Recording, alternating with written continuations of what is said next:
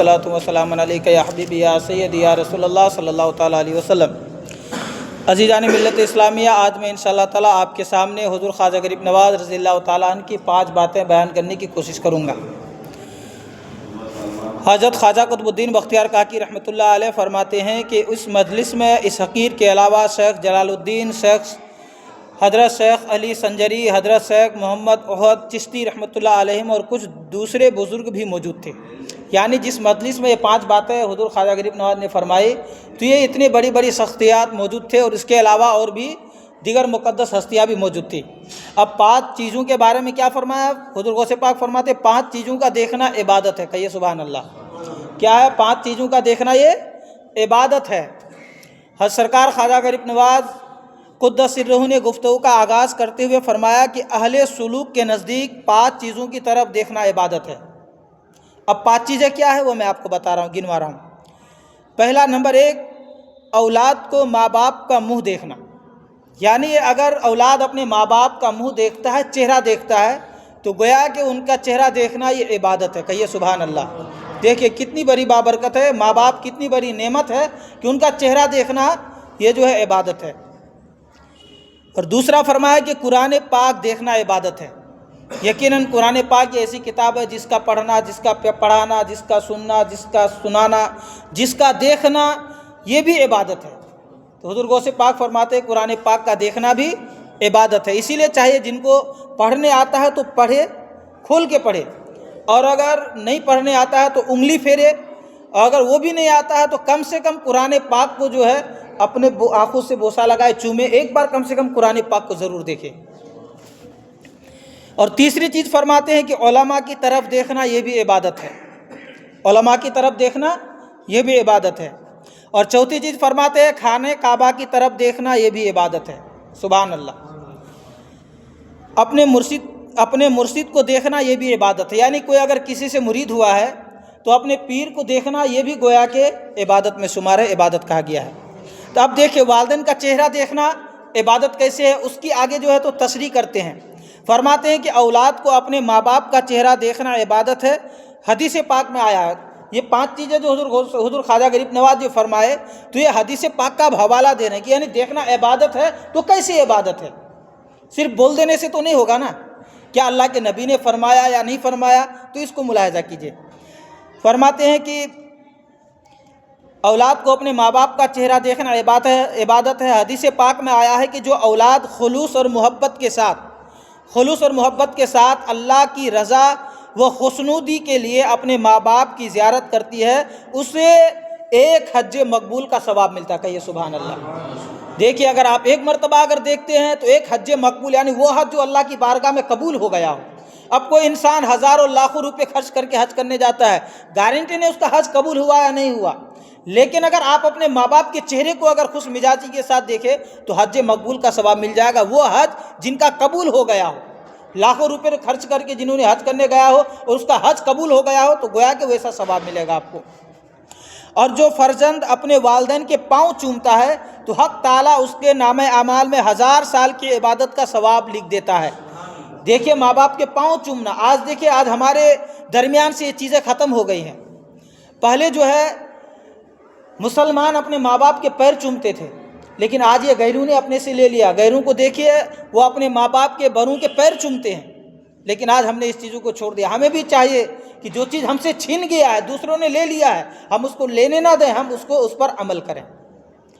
1000 سال کی عبادت کس کو بولتے ہیں مسلمانوں؟ 1000 سال عبادت یا 5 وقت کی نماز نہیں ہو پا رہی اور 1000 سال کا ثواب مل رہا ہے۔ تو جن کے ماں باپ ابھی حیات سے ہیں ان کے لیے بڑی خوش نصیبی ہے، اور جن کے حیات سے نہیں ہے ان کے قبرستان میں جائے، ان کے پیر چومے، قبر میں فاتحہ پڑھ کے، اور اسے بخش دیتا ہے۔ دیکھیے 1000 سال کا ثواب لکھ دیا جاتا ہے اور اسے بخش بھی دیا جاتا ہے۔ پھر سرکار خواجہ غریب نواز نے یہ حکایت بیان فرمائی کہ ایک شخص برے کاموں کی وجہ سے بہت بدنام تھا۔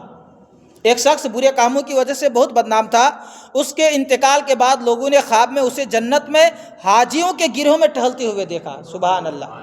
حاجیوں کے گروہ میں ٹہلتے ہوئے دیکھا اور اس سے پوچھا کہ تجھے یہ مرتبہ کیوں کر مل گیا، حالانکہ دنیا میں تو ہمیشہ برے کاموں میں مشغول رہا، اتنا بڑا مقام تجھے کیسے مل گیا حاجیوں کے ساتھ؟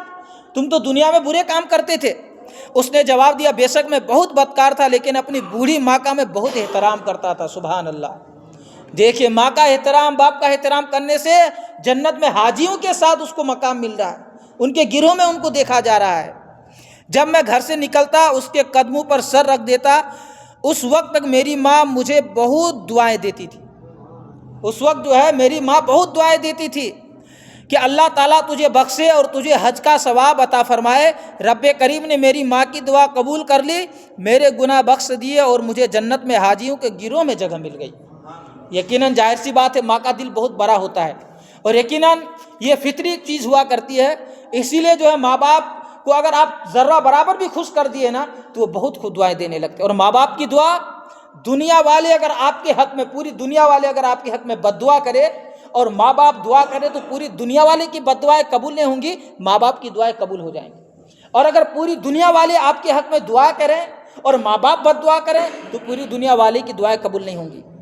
عزیزان ملت اسلامیہ، اسی طرح کہا گیا ہے کہ کھانا کھلانے میں بہت ثواب ہے، خرچ کرنے میں بہت ثواب ہے۔ اپنے بہن کو کھلاؤ، بھائی کو کھلاؤ، مسجد بناؤ، کیا کہتے ہیں کہ حج کرو، لیکن اتنا ثواب حج کرنے میں، مسجد بنانے میں نہیں ہے۔ کہا گیا کہ جتنا ثواب ماں باپ کے اوپر خرچ کرنے میں ہے۔ سمجھ گئے؟ جتنا ثواب ماں باپ کے اوپر خرچ کرنے میں۔ آج بسا اوقات بہت جگہوں پر دیکھا جاتا ہے کہ انسان جو ہے اپنے ماں باپ کو جو ہے تو گھر سے ہی بھگا دیتا ہے۔ تو حضور خواجہ غریب نواز ان 5 چیزوں میں سے ایک چیز کو جو میں نے آپ کے سامنے ابھی اس کی تشریح کی، بیان فرمایا۔ اب آگے دیکھیے کہ اور میں ایک چیز آپ کو، دوسری چیز آپ بتاتا ہوں۔ کیا فرمایا آگے کہ قرآن پاک کی طرف دیکھنا یہ بھی عبادت ہے۔ تو اب دیکھیے اس کو کیسے جو ہے تو واقعہ اور حکایت اور حدیث کے ذریعے بتایا گیا۔ سرکار خواجہ غریب نواز قدس سرہ نے ارشاد فرمایا شرح اولیاء میں، شرح اولیاء کتاب ہے، اس میں فرمایا ہے کہ جو شخص قرآن پاک کی طرف دیکھتا ہے یا دیکھ کر پڑھتا ہے اسے دوہرا ثواب عطا کیا جاتا ہے۔ سبحان اللہ۔ جو قرآن پاک کو دیکھتا ہے یا دیکھ کر پڑھتا ہے تو اس کو دوہرا ثواب عطا کیا جاتا ہے، ایک قرآن شریف پڑھنے کا اور دوسرا قرآن پاک دیکھنے کا۔ جو دیکھ کر پڑھتا ہے اس کو ڈبل ثواب ملتا ہے۔ جیسے مثال کے طور پر ہم کو قرآن کی آیتیں یاد ہے، پارے یاد ہے، ہم پڑھ رہے ہیں، زبانی پڑھ رہے ہیں، صرف پڑھنے کا ثواب ملے گا۔ لیکن اگر ہم یاد ہونے کے بعد بھی اگر ہم کتاب دیکھ کر کے پڑھیں گے تو اس کا ڈبل ثواب ملے گا، دیکھنے کا بھی ثواب ملے گا۔ اور ہر حرف کے بدلے 10 نیکیاں عطا کی جاتی ہیں اور 10 بدیاں اس کے نام اعمال سے مٹا دی جاتی ہیں۔ 10 نیکیاں لکھی جاتی ہیں اور 10 بدیاں ختم کر دی جاتی ہے۔ اس موقع پر حضرت خواجہ قطب الدین بختیار کاکی رحمۃ اللہ علیہ نے پوچھا حضور قرآن شریف سفر میں ہمراہ لے جانا جائز ہے یا نہیں؟ اسی دوران حضرت قطب الدین بختیار کاکی رحمۃ اللہ علیہ نے حضور خواجہ غریب نواز سے مسئلہ پوچھے کہ کیا قرآن شریف جو ہے سفر میں لے جا سکتے ہیں کہ نہیں؟ تو دیکھیے اس وقت کا دور کیسا تھا۔ آپ نے فرمایا ابتدائی اسلام میں سرور کائنات صلی اللہ علیہ وسلم قرآن پاک سفر میں ساتھ نہیں لے جاتے تھے کہ کہیں کافروں کے ہاتھ نہ لگ جائے۔ ابتدائی اسلام میں ساتھ نہیں لے کر کے جاتے تھے کہ کہیں کافروں کے ہاتھ لگ جائے، اور اس ٹائم جو ہے لکھنے میں جو ہے اس کو پیج میں لکھنے میں بہت ٹائم لگتا تھا۔ اس ٹائم کے طرح اس وقت جو تو مشین وغیرہ نہیں تھی، پریس وغیرہ نہیں تھی، پرنٹنگ وغیرہ نہیں تھا، تو اس وقت لکھنا پڑتا تھا، لگ جائے اور اس کی بے ادبی نہ ہو، یعنی کافروں کے ہاتھ لگ جائے اور اس کی بے ادبی نہ ہو، اسی لیے نہیں جاتے تھے لے کر کے۔ مگر بعد میں جب اسلام پھیل گیا تو حضور صلی اللہ علیہ وسلم قرآن کریم سفر میں ساتھ لے جانے میں کوئی حرج نہیں سمجھتے تھے، یعنی سفر میں اب لے جا سکتے تھے، اسلام پھیل گیا ہے۔ پھر آپ نے یہ حکایت بیان فرمائی کہ سلطان محمود غزنوی قرآن پاک کا بہت احترام کرتا تھا۔ ان کے انتقال کے بعد کسی نے ان کو خواب میں دیکھ کر پوچھا کہ اللہ تعالیٰ نے آپ کے ساتھ کیا سلوک کیا ہے؟ اللہ تعالیٰ نے آپ کے ساتھ کیا سلوک کیا ہے؟ تو جواب دیا کہ ایک دفعہ میں کسی کے گھر مہمان تھا، رات کو جس کمرے میں مجھے آرام کرنا تھا وہاں ایک طاق میں قرآن پاک رکھا ہوا تھا۔ میں نے دل میں سوچا کہ یہاں قرآن شریف ہے اور میں کس طرح سوؤں گا۔ میں نے دل میں سوچا کہ جس گھر میں سو رہا ہوں طاق پر قرآن ہے اور میں کیسے سوؤں۔ پھر خیال آیا کہ قرآن پاک کسی دوسرے کمرے میں رکھ دیا جائے، مگر پھر سوچا کہ اپنے آرام کی خاطر میں کیوں اسے باہر کروں، اپنے آرام کی خاطر میں کیوں اسے باہر کروں۔ قرآن کریم کے احترام میں ساری رات بیٹھا رہا، اللہ اکبر، ساری رات بیٹھا رہا، ایک پل بھی نہ سویا۔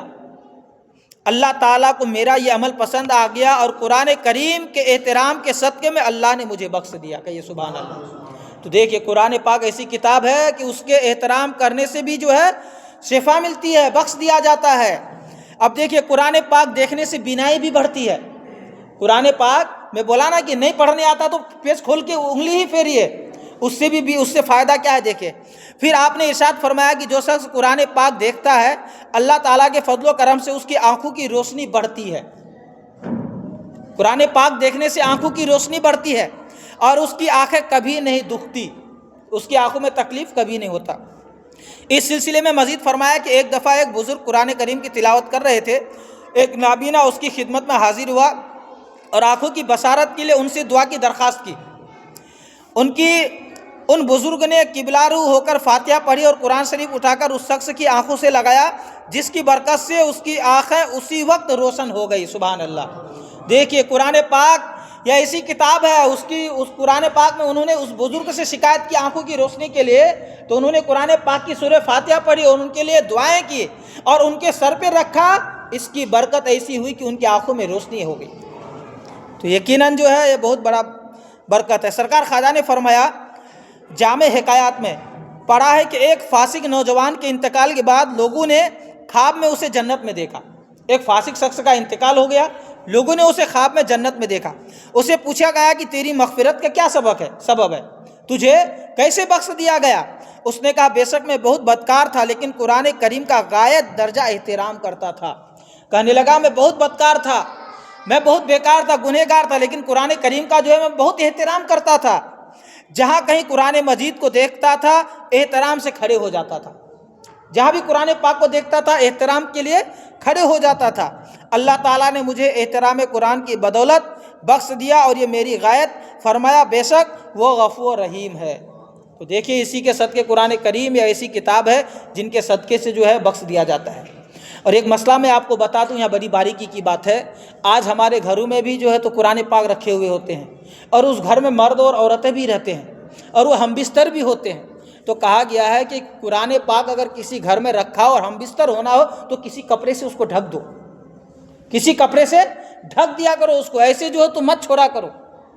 تو اس چیز کا خیال رکھیے گا. ایک مسئلہ باریکی مسئلہ ہے, کس کے بھی گھر میں ہو. آج کل بسا اوقات یہ ہوتا ہے کہ بہت سارے لوگوں کے ہاں تو ماشاءاللہ بہت ایسی جگہ ہے کہ قرآن پاک کے لیے اسپیشل جگہ بنائے ہوئے ہیں, تو اس کے لیے کوئی مسئلہ نہیں ہے, وہ الگ گھر میں ہے, نماز وغیرہ بھی وہیں پر پڑھتے ہیں, سارا سسٹم ان کا وہاں ہے. لیکن بہت سارے لوگوں کے پاس ایسے ہے کہ ایک ہی گھر میں ساری کتابیں ساری چیزیں ایک ہی جگہ رکھنا پڑتا ہے. تو جو دینی کتاب ہے اس کو جو ہے یہ کر دیں انشاءاللہ. پھر اس سے آئندہ ہفتہ پھر میں اس سے آگے گفتگو کروں گا. آج میں 2 چیزوں پر گفتگو کی. 5 چیزیں حضور سرکار نے فرمایا, ان 5 چیزوں میں سے جو ہے تو میں نے صرف 2 ہی چیزوں پر گفتگو کی. پھر انشاءاللہ تعالیٰ اس سے آئندہ ہفتہ آگے گفتگو کروں گا. اللہ تبارک و تعالیٰ اس پاکیزہ بزم کو اپنی بارگاہ میں قبول فرمائے اور شرف مولیت و مقام عطا فرمائے. پروردگار جنہوں نے جو نیک مرادیں لے کر اس پاکیزہ بزم میں شرکت کی, سبوں کے نیک مرادوں کو پوری عطا فرمائے, سبوں کے اولادوں کو کامیابی عطا فرمائے, دنیا سے بہتر سبوں کی آخرت بنائے اور ہم سبوں کو اس پر عمل کرنے کی توفیق و رفیق عطا فرمائے. سبحان ربک رب العزت عما یصفون و سلام علی المرسلین والحمد للہ رب العالمین. لا الہ الا اللہ محمد رسول اللہ.